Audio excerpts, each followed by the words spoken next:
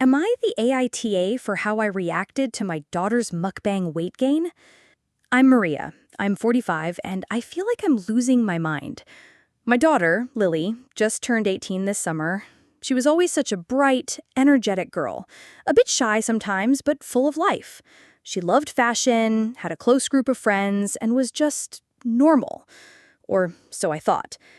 Then, about 2 years ago, she discovered mukbangs. At first, it was just watching them, giggling, saying how crazy it was. Then she started talking about trying it. Mom, it's easy money. People pay to watch you eat. I dismissed it as a teenage fad. She'd get over it, right? My husband, bless his heart, just thought it was harmless fun. Let her have her YouTube phase, Maria. It'll pass.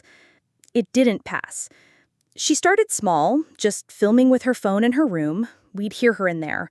The loud chewing, the exaggerated slurping, the almost theatrical gasps of delight over whatever greasy, sugary concoction she was eating. Slowly, her channel grew.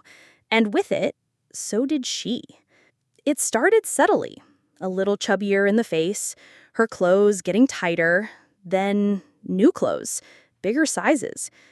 My heart ached every time I saw her ordering more fast food than our entire family could eat, just for a video. I tried talking to her, gently, at first. Henny, maybe you should try to balance these videos with healthier meals. She'd just shrug.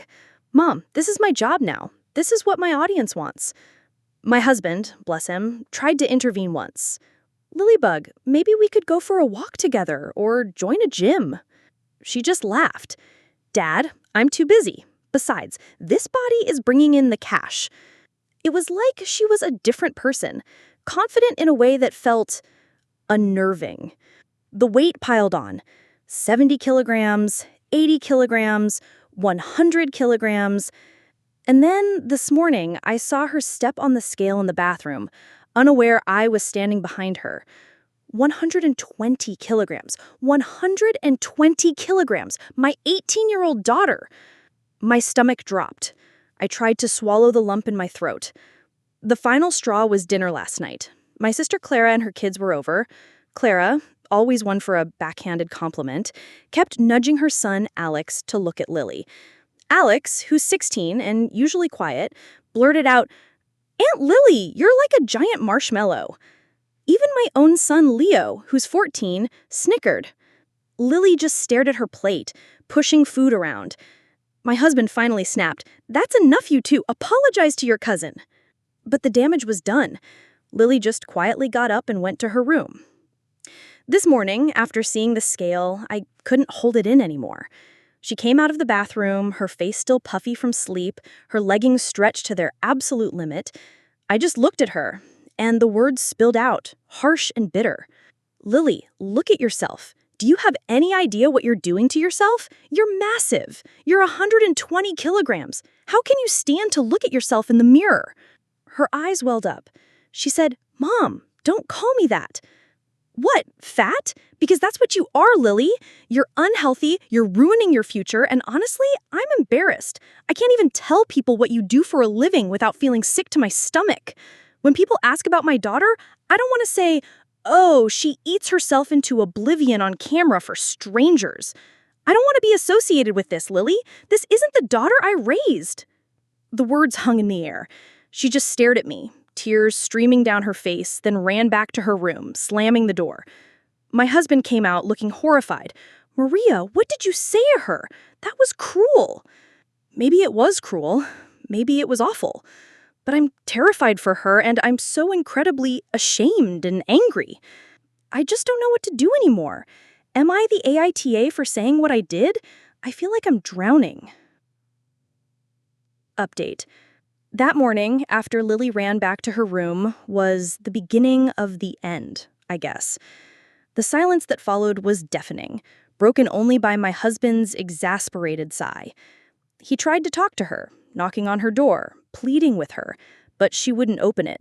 Not for him, not for me, not for Leo, who actually felt bad after seeing her cry.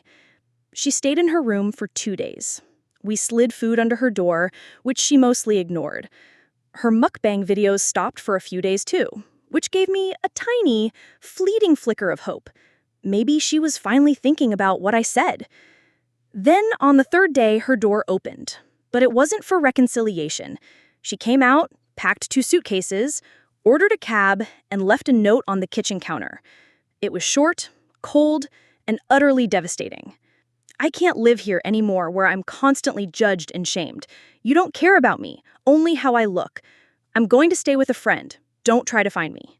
My husband was furious with me. He said my words had pushed her away for good. We fought, harder than we ever have, about whose fault it was, about what we should have done differently. He blamed my harshness. I blamed his passivity. Our home, once bustling, became quiet and tense. Leo, caught in the middle, started spending more time at friends' houses. Lily blocked us on social media, wouldn't answer calls from private numbers. The only way we knew she was okay was through her increasingly popular mukbang channel. She moved in with a fellow mukbanger, a girl her age, and they started collaborating, gaining even more followers. Every time a new video popped up, showing her even heavier, laughing and eating mountains of food, it was like a fresh stab to my heart. My sister Clara, of course, was delighted to spread the news through the family, adding her own snide remarks about how I drove her away. Family gatherings became unbearable. My mother, bless her, tried to mediate once, but Lily refused to talk to her, saying, "They don't understand me. They never will." It's been 6 months now. 6 months of silence from my daughter. 6 months of a strained marriage. 6 months of feeling like I failed. My little girl, the one who loved fashion and had a shy smile, is gone. In her place is a stranger, a caricature on a screen, and a gaping hole in my heart. I don't know what to do. My husband keeps telling me to apologize. But apologize for what? For being scared for her life? For wanting her to be healthy? Am I the AITA for all of this? I feel like I'm drowning.